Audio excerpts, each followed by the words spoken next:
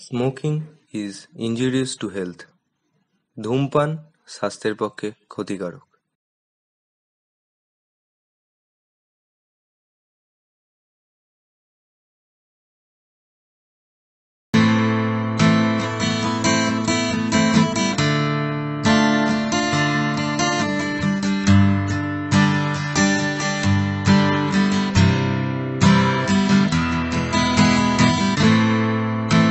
জীবন পথে এগিয়ে চলতে চলতে এমন কিছু দিন আসে যা মনের মধ্যে একটা গভীর দাগ রেখে যায়।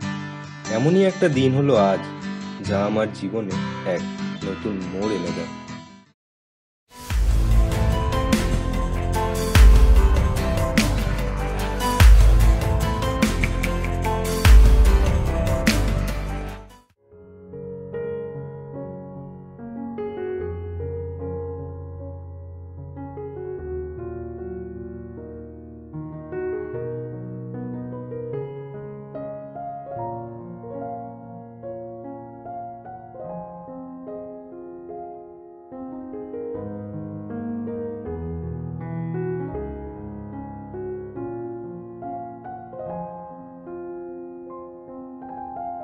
আমি কুন্তল, মধ্যবিত্ত বাড়ির একজন সাধারণ ছেলে। জীবনের বহু কঠিন পরিস্থিতির মধ্যে দিয়ে কেটেছে আমার ছোটবেলা। তাই সকল মধ্যবিত্তদের মতোই আমারও সুষ্ঠুভাবে জীবনযাপনের স্বপ্ন নিয়ে আজ আমি চাকরির খোঁজে মগ্ন।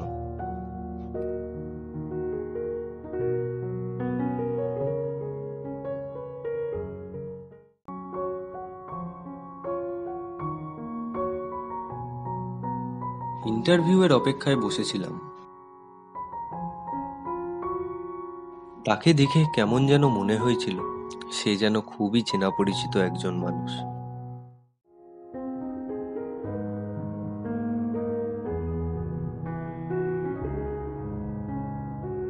ওই দিয়া, শোন।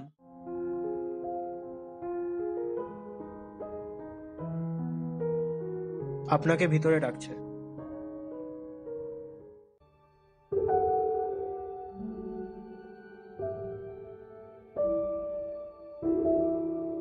মে আই কাম ইন, স্যার?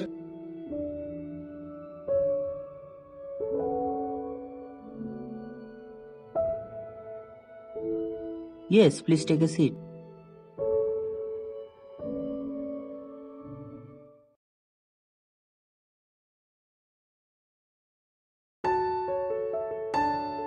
ইন্টারভিউয়ের পর এবার ওয়েটিং রুমে অপেক্ষার পালা। 2 ঘন্টা পর ইন্টারভিউয়ের ফলাফল। ওয়েটিং রুমের এই নিস্তব্ধ পরিবেশটা আমার মনের চাঞ্চল্যের শব্দে কেমন যেন হারিয়ে গিয়েছিল। চোখের সামনে ভেসে উঠছিল সেই কলেজের দিনগুলো।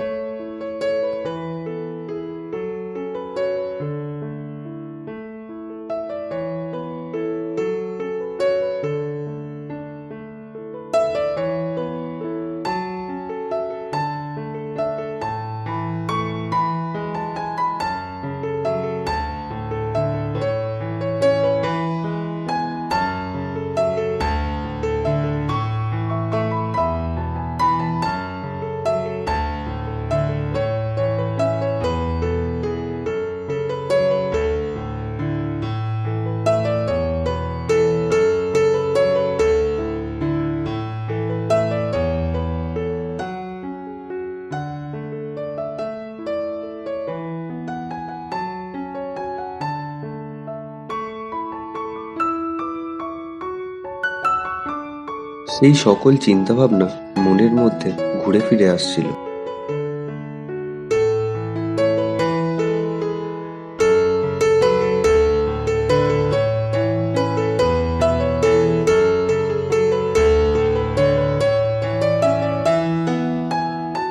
ওয়েটিং রুমের নিস্তব্ধ পরিবেশটি ভঙ্গ হলো দরজা খোলার শব্দে। দেখা হলো আবার সেই খুব চেনা পরিচিত মানুষটির সাথে, যাকে ইন্টারভিউ রুমের বাইরে এক ঝলক দেখেছিলাম। কিন্তু এবার মুখটা স্পষ্ট নজরে আসলো। বুঝতে পারলাম সেই খুবই চেনা পরিচিত মানুষটি আসলে সত্যিই আমার পরিচিত, দিয়া। কলেজের প্রথম দিন থেকেই ওকে ভালো লেগে গিয়েছিল। তারপর মনে অনেক আবেগ, অনেক পরিকল্পনা জন্মায়। সেই সকল মিলেই কখন যে ওর প্রেমে পড়ে গিয়েছিলাম তা বুঝতে পারিনি। ক্লাসের মাঝে সকলের চোখের আড়ালে ওকে খুঁজে নিতাম। মনে মনে অনেক কাছে টেনে নিয়েছিলাম ওকে, তাই সাহস করে ওকে আমার মনের কথা শোনাতে আজ উপস্থিত হলাম।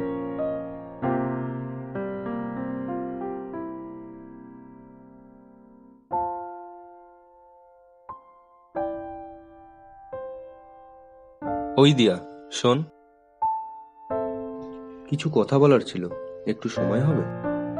হ্যাঁ বল। কলেজে তোকে যখন প্রথম দেখেছিলাম তখন থেকেই তোকে খুব ভালো লাগতো। জানি না কেমন যেন একটা টান তৈরি হয়েছিল তোর প্রতি। তুই কাছে থাকলে মনটা ভালো লাগতো, তাই আজ অনেক সাহস সঞ্চয় করে তোকে কিছু বলতে এসেছি। আমি তোকে ভালোবেসে ফেলেছি দিয়া। জানি না তোর উত্তর কি হবে, তবে আমার মনের কথা আজ তোকে বলবো বলেই ঠিক করেছিলাম। এটা সম্ভব না, আই এম সরি।